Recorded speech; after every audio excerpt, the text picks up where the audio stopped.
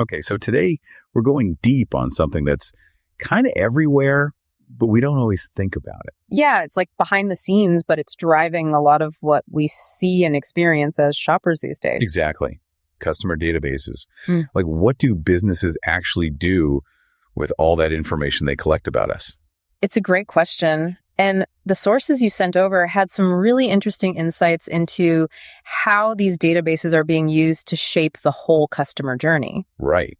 It's not just about knowing what we bought last week, is it? It seems like it's getting way more sophisticated than that. Absolutely. I mean, think about it. Every time you browse online, make a purchase, sign up for a loyalty program. Oh, yeah, those loyalty programs. They're like a gold mine of information for these companies, aren't they? Totally. They're tracking what you buy, how often you shop, even what kinds of promotions you respond to. So it's like the more we interact with a brand, the more data they have to kind of build this profile of us as shoppers.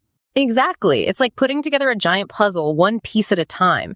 And the clearer that picture becomes, the better they can tailor their marketing and the whole shopping experience to, well, you. So it's all about personalization then. Big time.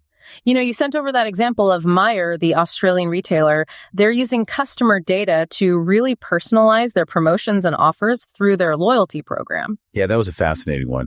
Can you kind of walk us through how that actually works in practice? Sure. So imagine you're a member of Meyer's loyalty program and you regularly buy, let's say, homewares and, always look for those sales. Mm-hmm. They can see all that in your purchase history, right? So instead of sending you just some generic catalog, they might send you targeted emails with discounts on new bedding collections or, I don't know, like early access to their big homeware sale. So it's almost like they know what you want before you even know it. Well, kind of. They're analyzing your past behavior to predict what you might be interested in.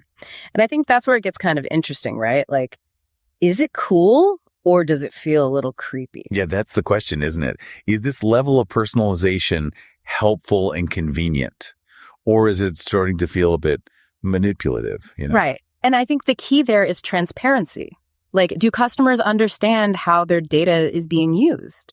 And do they have a choice in how much they share? That's a good point, because it's not like we can really opt out of this whole system entirely, can we? Sure. It's kind of built into how we shop and interact with brands these days. True. I mean, even if you're not actively participating in a loyalty program, they're still collecting data on your browsing habits, what you click on, how long you stay on a page, all that stuff. Wow.